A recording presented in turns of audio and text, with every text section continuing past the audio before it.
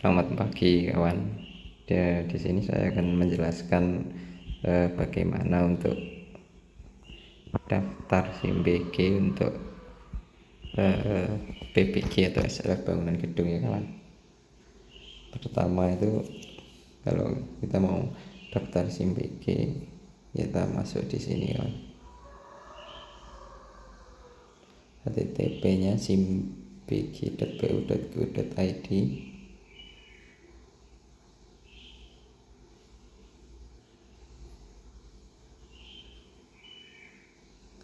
Ya ini ya.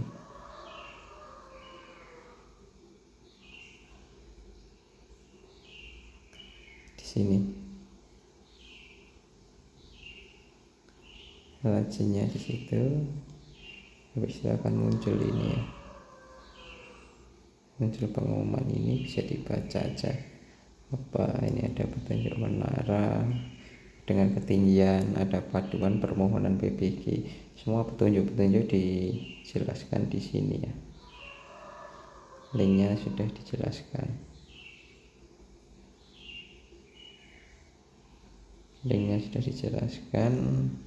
dibaca. Selanjutnya ini kan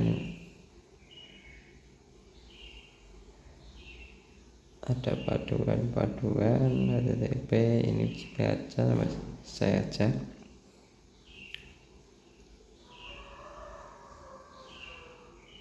Ya.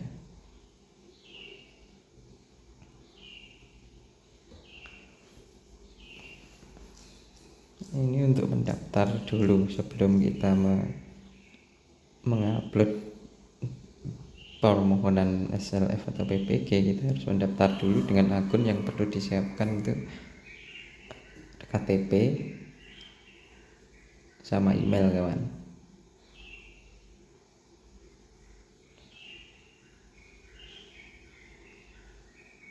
KTP sama email ya.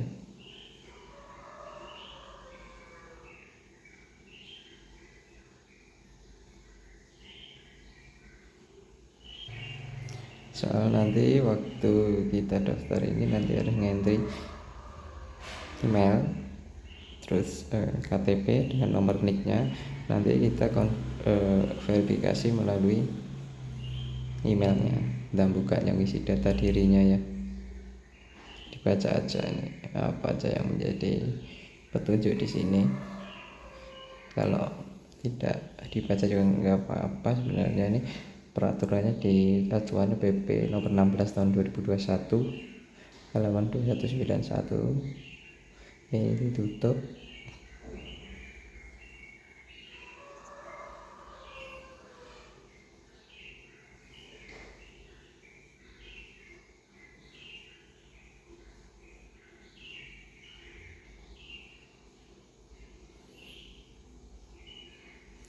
Ya ini ya, kalau sudah dibaca ataupun sudah dipahami, selanjutnya ini kita klik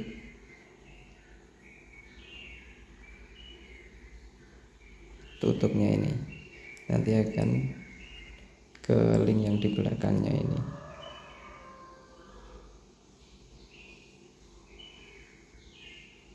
Ya, kita tutup. Akhirnya kan langsung kita klik daftar. Ini daftar pilihannya, kita klik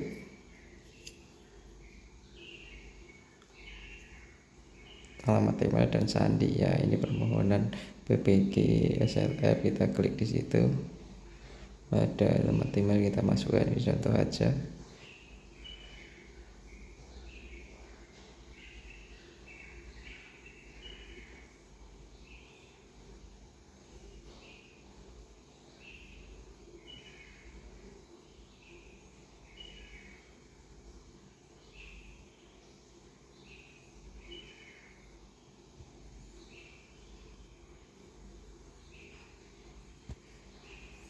Kalau ini sudah, nanti langsung kita klik kirim aja, klik kirim yang ini password bisa sama dengan di emailnya. Kalau itu sudah, kita klik kirim. Dan sudah, kita klik kirim, kita akan mendapatkan email nanti kalau sudah kita kirim ya. Ini kita buka emailnya. Jadi selesai, kita verifikasi via email, dikirimkan link, kita verifikasi, habis kita isi data diri yang sesuai dengan KTP tadi. Habis itu sudah selesai, bisa digunakan untuk mengupload.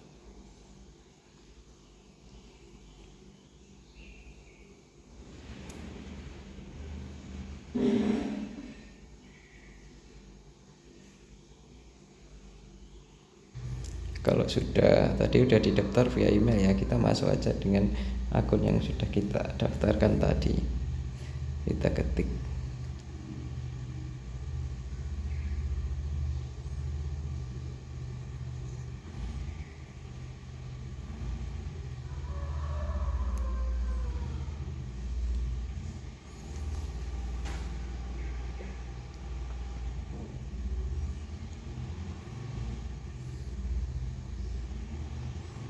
Ya, ini kita suruh mendaftarkan akun yang sebagai pemohon ya. Kita isi nama depan, nama gelar depan kawan. Habis itu ada nama lengkap dan belakang, NIK, provinsi sesuai dengan domisili kita tinggal. Kita ini mengajukan di Jakarta, pemiliknya datanya ya sesuai dengan KTP. Jadi harus menyediakan KTP.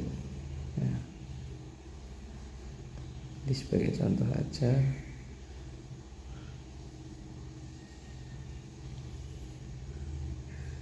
Kita isi nicknya, kita lanjut ya. Ini diisi data lengkap akun ini.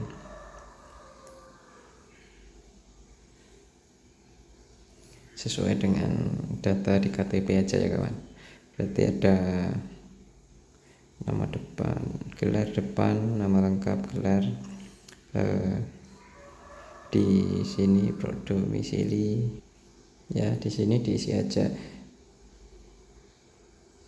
ya. Di sini ini ada nama, gelar depan yang enggak ada, gelar belakang enggak ada, langsung nama aja. Habis itu kita isi alamat sesuai dengan data yang ada di KTP. Habis itu kita klik simpan.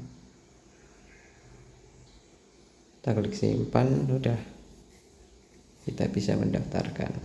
Misalnya kita mau mendaftarkan bangunan ini untuk PBG, kalau bangunan belum berdiri SLF ya, kita klik yang SLF tadi. Kita klik yang SLF, di sini kita isi datanya. Untuk SLF-nya bangunan gedung existing, kalau sudah terbangun, memiliki SLF belum. Habis itu di fungsi bangunannya untuk apa?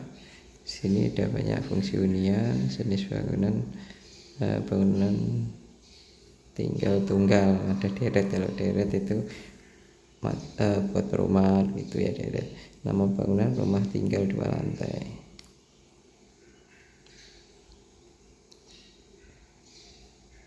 Luas bangunannya kita siapkan, sudah disiapkan.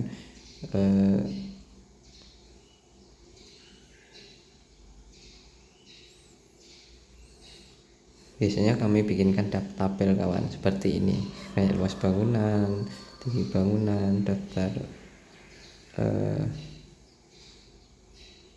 tentang data bangunannya sudah kita siapkan dulu ini.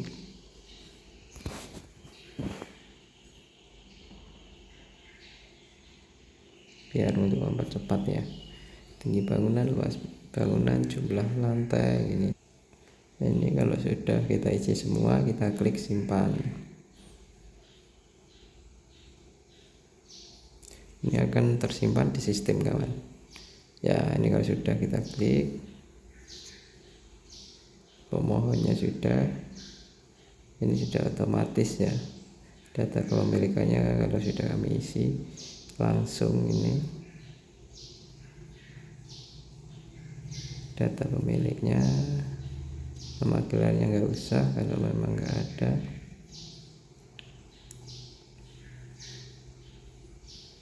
Kalau sudah kita simpan, habis itu ini kita klik lanjut, tadi akan muncul data alamat bangunan ya. Data alamat bangunan gedung ini bukan alamat pemilik, Tapi di sini yang harus diisikan posisi di mana bangunan itu berdiri, alamat di mana bangunan gedung ya.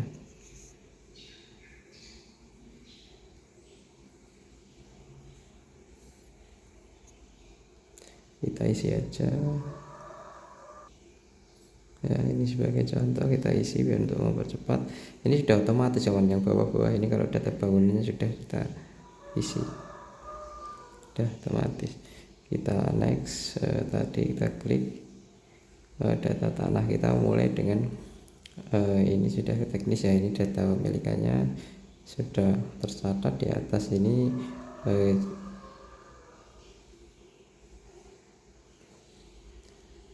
Bangunan gedung existing, nama pemiliknya, alamat pemilik, lokasi bangunan gedung, data bangunan sudah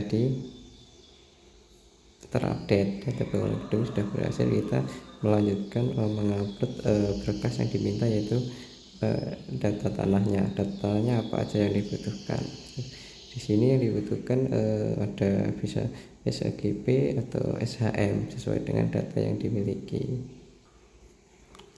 ya, dengan cara mengeklik ini kawan, data tanah ini.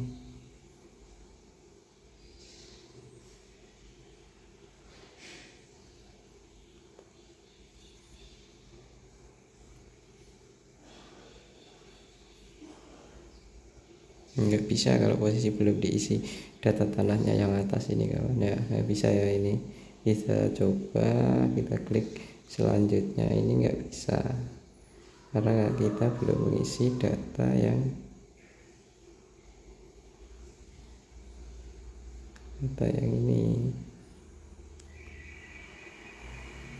Kita klik di data tanah, habis itu kita masukkan sertifikat, dokumen, nomor dokumen tanah ya. Ini di SHGP nya sudah tertulis biasanya SHM nomor berapa gitu. Kalau nanti belum tahu, kita jelaskan untuk sertifikat yang dibutuhkan apa aja, luasan di mana, namanya siapa, bisa nanti kita nomor 331, luas tanahnya berapa.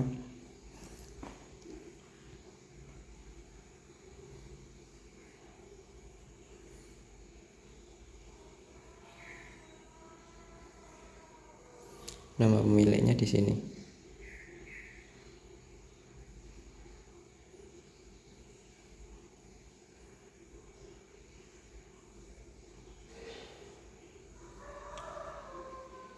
Kalau sudah terisi semua, kita klik sini. Kita choose pemilik.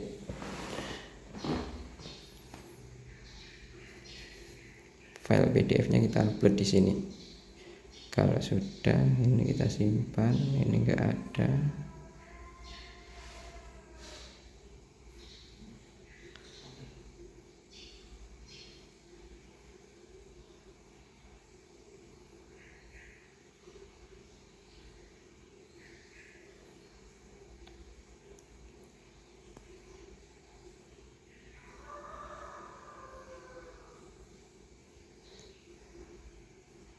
Ya, kita simpan tadi, langsung kita bisa klik selanjutnya kalau sudah diisi ya. Ini kita bisa kita upload di sini. Ada KTP ya, ini KKPR, KRK, ketentuan ruang ya. Ininya ketentuan ruang, ini yang mengatur tentang ketentuan kapasitas bangunannya. Di situ KDP-nya berapa, KLB berapa, ketentuan ya untuk fungsi industri atau untuk rumah, untuk kantor. Di sini biasanya dituangkan di KKPR. KKPR kawan, yang sini.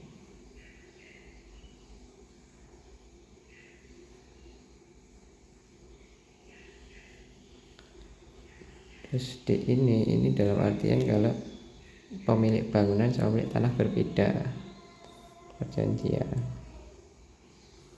Ini KKPR atau isi PPT. Terus ini ada UKL, UPL jika fungsi usaha kawan. Kalau rumah tidak perlu ya. Kalau fungsi untuk industri kita perlu KL, UPL, AMDAL, ada lalin gitu. Sini ada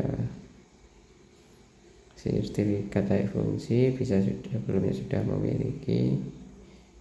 PPG kalau sudah pernah memiliki juga.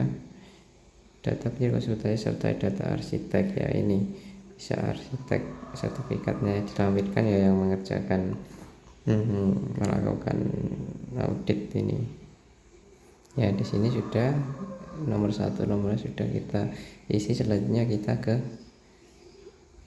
tab selanjutnya. Tadi muncul ini ada data. Nah, di sini kan ada data arsitektur struktur ya, kita isi aja. Ini kita isi gambar basic lengkap ya, dinah tanpa potongan, detail arsitektur, layout. Di sini harus ada ketentuan garis padan bangunan, garis padan jalan, GSP-nya ya. Terus kapasitas rumah itu yang dibangun berapa itu dijelaskan di tabel yang dilampirkan di gambar ataupun di laporan. Ini acuannya ke KPR atau KRK atau IPR kalau di Kota Jakarta, di DKI Jakarta.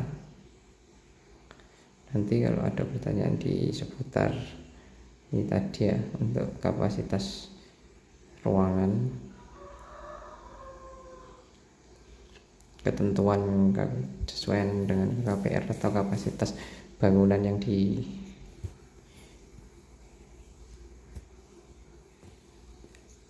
disesuaikan dengan aturan biasanya RT RW setempat.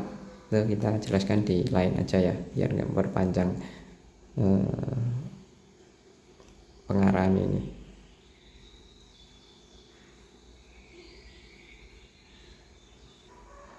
Ini kita isi aja.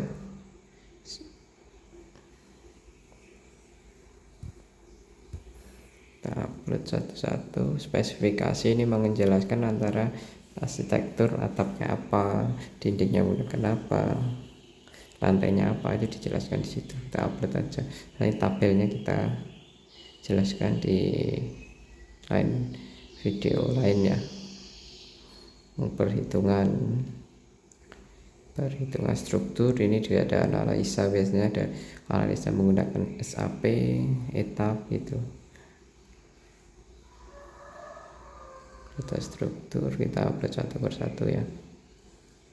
Gambar detail strukturnya, ini detail pondasinya, detail kolomnya, itu kita jelaskan di ini. Sebenarnya sederhana ini cara uploadnya kawan.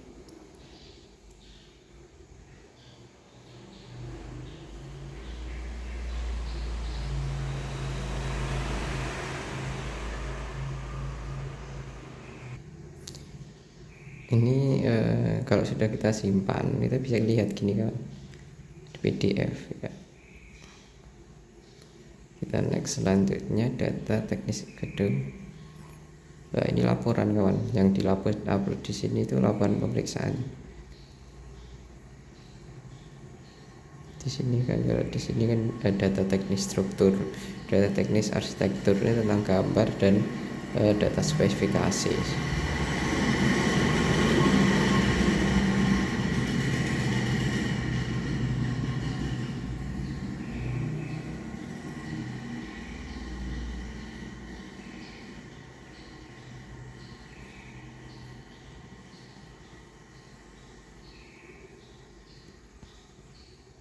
Ya, ini kita ke data teknis gedung existing. Ini laporan pemeriksaan kita, ini ada kajian di sini ya. Kajian apa sih, lalu pemberikan berkala, ini daftar simak, ada formnya kami sudah jelaskan, dilihat di cara pengisian daftar simak di video di bawah.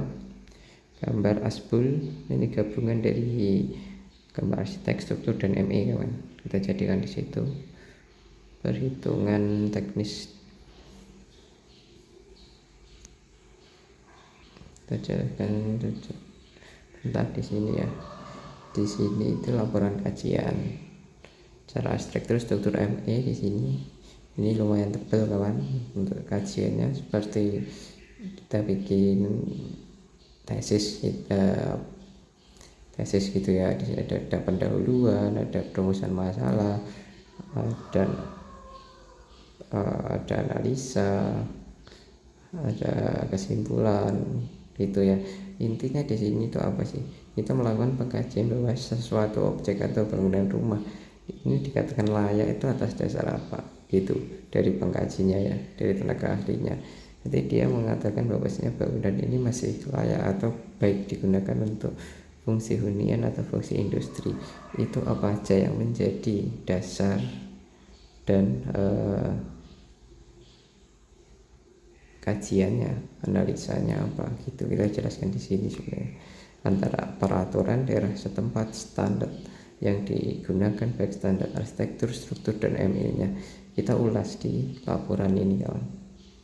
Karena di sini nanti kita akan dilakukan waktu sidang itu kita yang dibahas itu ini, yang laporan kajian ini. Kalau laporan kajiannya ini sudah siap, kita akan cepat nanti di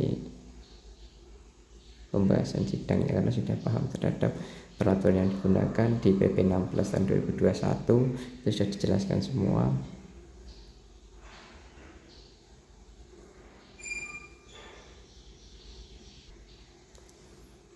Laporan pemeriksaan berkala di sini ya. Di sini ada daftar simak pengisian kayak form pemeriksaan gitu. Formnya sudah ada, kami jelaskan di video di atas ya, nanti bisa di scroll ataupun saya kasih linknya di bawah. Selanjutnya di spill drawing ya, sudah jelaskan tadi. Perhitungan teknis dokumen teknis, laporan kajian struktur, detail struktur tenaga ahli pengkaji ya. Di sini ini kita jelaskan ya. Di data ahli pengkaji teknis ini kalau rumah bisa menggunakan tenaga ahli bangunan gedung 1, 2 bisa menggunakan arsitek yang ber-SKA atau ber-STRA kalau arsitek, kalau struktur ber-SKA salah satu. Cuman kalau untuk fungsinya kompleksitas tinggi, kalau bangunan sederhana itu masih bisa satu tenaga ahli arsitek atau struktur. Cuman kalau sudah kompleksitas di atas ketentuan dari bangunan sederhana, kalau bangunan sederhana kan 75 dan 90 untuk 2 lantai, di atas itu sudah menggunakan 3 tenaga ahli kawan. Ada arsitek, struktur, dan ME. Tenaga ahlinya harus ber-SKA yang diupload di situ. Ya, di sini kalau sudah diupload semua tenaga ahli pengkaji teknis, gambar struktur, kita sudah selesai kawan, ini tahap akhir sudah. Lanjut kita klik selanjutnya. Datanya sudah selesai. Sebenarnya cukup simpel kalau sudah mengetahui ininya ya, apa yang dibutuhkan dan laporan apa aja yang perlu disiapkan. Itu sebenarnya cepat nguploadnya di SIMBG ini. Terkadang yang bikin lama itu karena tidak tahu kawan ininya, pemeriksaan bangunan kelayakan bangunan gedung laporannya seperti apa, pemeriksaan berkalanya bagaimana, formnya, terus gambarnya. Biasanya yang disiapkan itu orang-orang gambar aja ini. Gambar pun kita harus mengacu dengan ketentuan daerah setempat ya. Misalnya kita di Jakarta DKI itu kalau sama di Bogor sudah beda. Satu kota pun berbeda kecamatan itu sudah berbeda ketentuan sesuai dengan peraturan daerah KDP KLB nya itu ya. Jadi kita itu mengajukan persiapan, kita harus mengajukan SKIR ya gitu, KPR gitu. Di daerah tertentu itu sudah menggunakan sistem online untuk pengajuan ketentuan ruang itu. Misalnya di DKI Jakarta, Surabaya, daerah Gresik ya, kalau di Aceh Timur itu sudah menggunakan mempunyai aplikasi sendiri. Kalau di daerah lain mungkin bisa menyesuaikan, kalau masih manual bisa mengajukan di Dinas Tata Ruang gitu atau ke PTSP, nanti akan diarahkan. Nah, kalau sudah kita klik selanjutnya.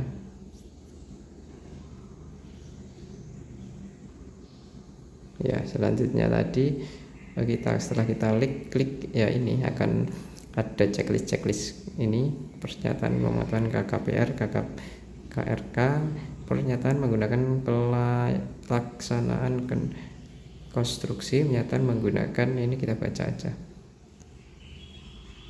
ya. Ini dicentang kawan. Kalau sudah tadi dirasa sudah lengkap semuanya dan sudah benar, kita checklist semua ini. Jadi checklist semua.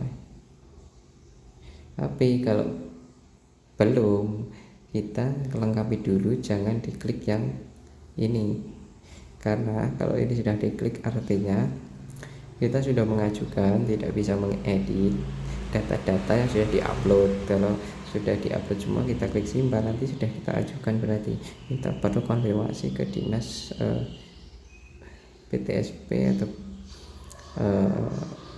dinas PU untuk perbaikan atau revisi gitu. Tapi kalau kita belum klik ini, kita masih bisa menggunakan yang di slide sebelumnya tadi, kita revisi. Misalnya kita ada yang salah, belum atau kurang, kita edit gitu ya. Kalau tadi belum dicentang, ini masih bisa dihapus, bisa ditambahkan, kita edit gitu kawan. Tapi kalau sudah di checklist dan simpan, itu artinya ini sudah nggak bisa, sudah terkunci ya.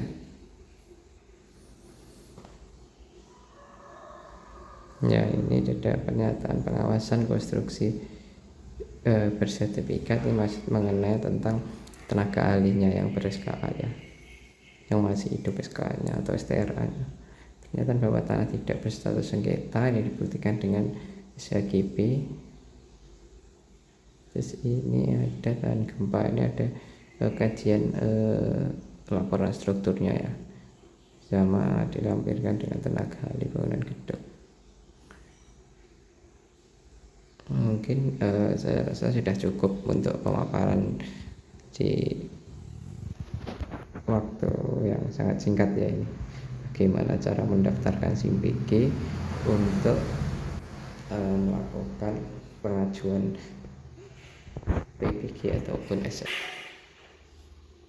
Dari awal kami padu tadi sampai terupload, sampai kita klik pengajuan ini, nanti akan muncul nomor registrasi kalau sudah kita simpan.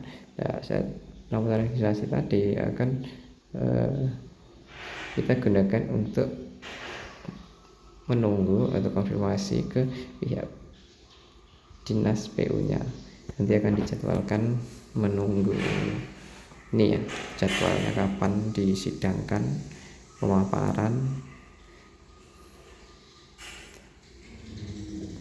Dengan kalau bangunan sederhana tidak ada tenaga ahli profesi dari dinas PU ataupun PTSP-nya ya, kita bisa menggunakan dengan tim teknis saja. Kalau ada kunjungan ya dilakukan kunjungan ke lapangan. Kalau sudah dirasa sudah lengkap laporannya, biasanya tidak perlu dan tidak makan waktu lama kawan. Kalau bangunan sederhana itu mungkin paparannya cukup sekian. Kalau ada pertanyaan mengenai seputar SIM BG, PBG ataupun SLF, silahkan hubungi di nomor kami atau di kolom komentar, akan kami bantu jelaskan. Untuk laporan sertifikat layak fungsi itu seperti apa, sudah kami jelaskan juga tentang daftar simak, tentang spesifikasi bangunan gedung, asbul drawingnya, cara membaca sertifikat tanah, ada perhitungan struktur. Kami akan bantu, akan kami sampaikan dan kami arahkan biar semakin mudah untuk masyarakat khususnya di Indonesia ya, untuk melakukan pendaftaran bangunan yang digunakan secara legal. Kami sampaikan terima kasih, semoga kawan-kawan yang menonton bisa terbantu mengenai paparan singkat kami, dan jangan lupa di like dan subscribe ya kawan, biar kami tambah semangat untuk memberikan sebuah edukasi atau pengarahan kepada masyarakat khususnya di daerah-daerah ya, untuk kemudahan untuk mengajukan SIMPIKI atau IMP ya. Kalau dulu IMP itu bagaimana, kita akan kami bantu. Dan kami sampaikan terima kasih banyak.